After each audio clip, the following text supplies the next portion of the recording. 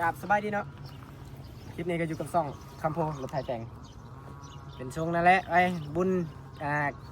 บ้านแกงกอกดงเมืองจำพรช่วงนั้นเราไปกลางคืนลุกเลยเฮากลางเวียนบ่ไปบ่ทันอะไรบ่มีแก่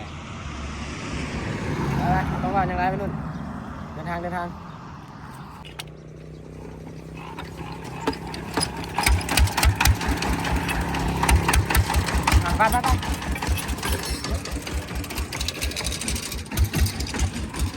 ขำแล้วไปขำเลยขายยาวเลยป่ะ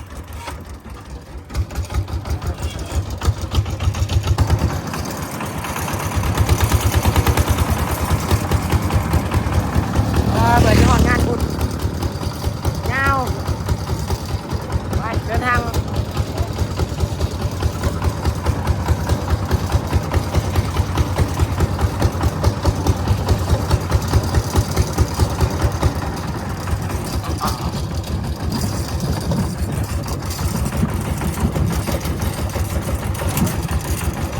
แบบยาวๆเดี๋ยวจะถ่ายเป็นช่วงเป็นตอนให้เบิ่งเพราะว่าถ่ายยาวไปกับมันก็จะหนาเบื่อนะพอเวลาเดินทางก่อนคนแรกแถวจุดไม้ที่เขาจะแหวะไปบ่หรือว่านั่นเดี๋ยวเขาจะถ่ายโอเคประมาณนี้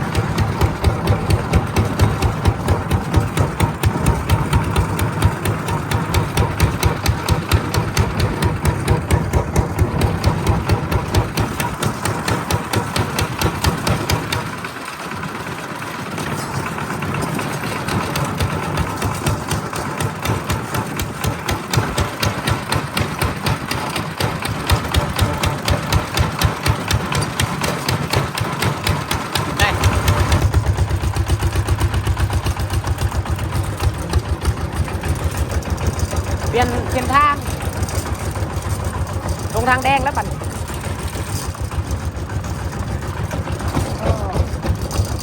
ไปเดินทางอีกยาวๆเดี๋ยวจะพาไปเบิ่งนาเวทีเทพพรไซสุดยอดไปเลยจริงนะ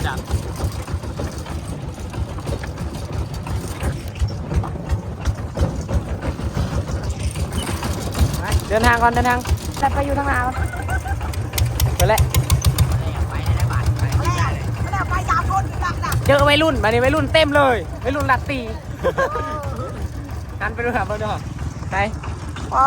มาได้ใช่เด้เนี่ยมาโดนจีรันเก็บเอาแถวนี่แหละเอาไก่จะหอดแล้วมาแม่งมากลางคืนหรือกลางเย็นวันนี้ไปเบิ่งบังไฟป่ะก็เอาไปได้ไปไล่บ่บังไฟถามพวกนี้ได้บอกไปจักบักถามบอกว่าบังไฟเสร็จจะจุดบริเบิร์ดบอกจิมาแอคยูกังเวนนะใช่ไหมทีนี้เอาให้ลีน้องจูดกับบเบิร์ดไปเขาถ่ากูไปหอดจังหน่อยแล้วกูขึ้นไปจูดโอ้บอกคนจ้า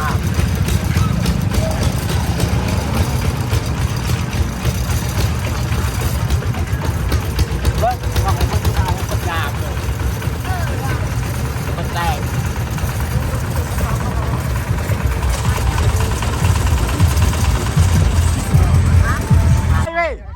ว่าสติ๊กเกอร์มึงไปขายอยู่แม่งมึงตกหยุกเลยโอ้โหคนเต็มอยู่เลยสติ๊กเกอร์นี่กว่าไปขายอยู่ทับหนึ่งกว่ามาคำลอยมันไปจ่ายขายอยู่กูจะจ่ายขาย7 ล้านเลยกูถ่ายแล้วสัตว์กูถ่ายแล้ว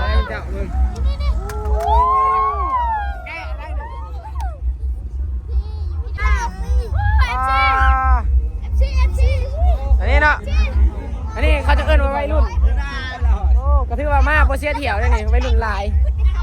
แม่